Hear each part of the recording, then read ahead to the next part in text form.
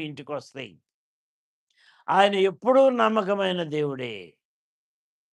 ఆయన కొరకు చేసిన ప్రయాస ప్రభువునందు ఎన్నడూ వ్యర్థం కాదు. 1 కొరింథీ 15:56 అనుకుంటా. 56, 58 ఏమంటున్నాడు?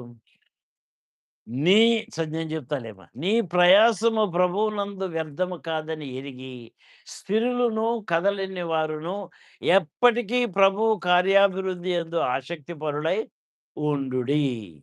ఫినిష్. ఇకంతే. ఎప్పుడూ దేవుని విషయాల్లోనే మనసు పెట్టండి. దేవుని విషయాలే తోటి వారితో మాట్లాడండి. ఆ చీర గురించి, ఆ నగల గురించి మాట్లాడొద్దు.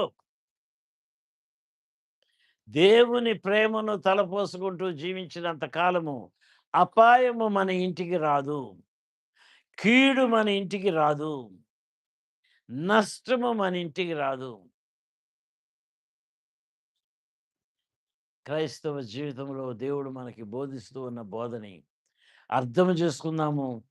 ఆయన చేసిన కార్యాల్ని బట్టి ఆయనకి నమ్మకంగా బ్రతుకుదాము.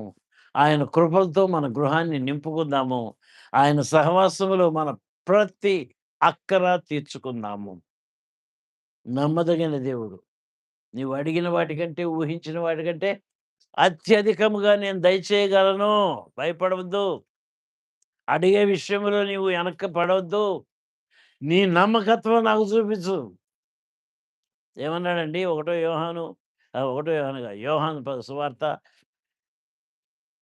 15 అధ్యాయం 7 వచనం. నా యందు మీరును, మీ యందు నా మాటలు నిలిచి ఉన్న ఎడల మీకు ఏది ఇష్టమో అడగండి, అది నేను మీకు అనుగ్రహిస్తాను. ఫినిష్.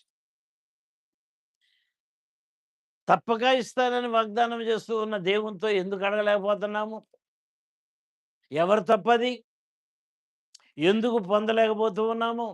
ఎందుకు అనుభవించలేకపోతున్నాము? ఎందుకు అక్కరలో పడ్డాము? లేమిలో ఉన్న వారంగా ఉన్నాము. తీసేస్తానంటున్నాడు. నీ లేమిని నేను తీసివేస్తానంటున్నాడు. దేని విషయంలో గూడా నీకు కొదువ రానివ్వను. నేను చేస్తానంటున్నాడు. తల వంచుకుందాము, ప్రార్థన చేసుకుందాము. దేవుడు నమ్మదగినవాడు. మన జీవితంలో ఆ బలియాగమును బట్టి సమృద్ధిని అనుగ్రహించాడు. సమస్త ఆశీర్వాదాలు నీ వశము చేసేశాడు. దేవుని సన్నిధికి నీవు బహుధైర్యముగా వెళ్ళి, నాకు ఇది కావాలా ప్రభా! నాకు అది కావాలా ప్రభా! నీ ఎదుట నేను నమ్మకంగా ఉన్నాను ప్రభా! పాపము లేనివాడిగా జీవిస్తున్నాను ప్రభా! నా అక్కర తీర్చు. జ్ఞానము కావాలా? తెలివితేటలు గావాలా? ఉద్యోగం గావాలా? ఏదైనా సరే నేనిస్తానని ప్రభువు చెప్తూ ఉన్నాడు కాబట్టి అప్పగించుకుందాము. ప్రభువన్న పొందుదాము. అత్యంత కృప కలిగిన మా ప్రియ పరలోకపు తండ్రి, నాయనా నీ పాదముల దగ్గర చేరి నీ మాటల్ని విన్నాం ప్రభా! బలియాగమును బట్టి మాకు ఏమేమి వరాలు ఇచ్చావు ప్రభా! ఎటువంటి ఆధిక్యతను మాకిచ్చావు ప్రభా! సమృద్ధిలోనికి మమ్మల్ని తీసుకొని వచ్చావు నాయనా! ఈ దినాలలో సుఖంగా బ్రతుకుతూ ఉన్నామంటే అది శిలువలో నీవు మా కొరకు చేసిన బలియాగమును బట్టి, అపవాదికి మా మీద అధికారం లేకుండా చేసిన దాన్ని బట్టి, సమృద్ధిని అనుభవించే కృపలో మా జీవితాలు సాగిపోయేటట్లుగా చేశావు నాయనా! కాబట్టి మా ప్రభా ఎల్లప్పుడూ కృతజ్ఞతాస్తుతులు చెల్లిస్తూ జీవించే వారముగా, నీ పాద సన్నిధిలో కనిపెట్టుకొని బ్రతికే వారముగా మమ్మల్ని చేయండి నాయన. ఇంకా ఉపకారములు కావాలా ప్రభా! ఇంకా మేలులు కావాలా ప్రభా! కాబట్టి మేము యోగ్యులముగా నీ సన్నిధిలో కనబడినట్లుగా, నీ రక్త ప్రభావం క్రింద మా జీవితాన్ని నిలబెట్టుకునే వారముగా చేయండి నాయన.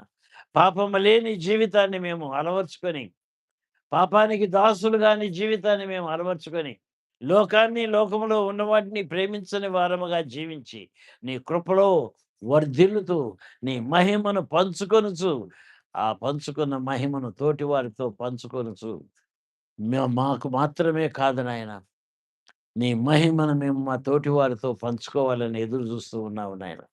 నోరు తెరవాలా, నీ మహిమను మేము తోటివారికి చెప్పుకోవాలా. ఇది నీవు నాకు అనుగ్రహించిన కృపని నాయనా మేము చూపించగలిగిన మెట్లో మేము బ్రతకాల ప్రభా! ఆ కృపతో మమ్మల్ని ఆవరించి, బలపరిచి, నడిపించి కాపాడమని యేసు పరిశుద్ధ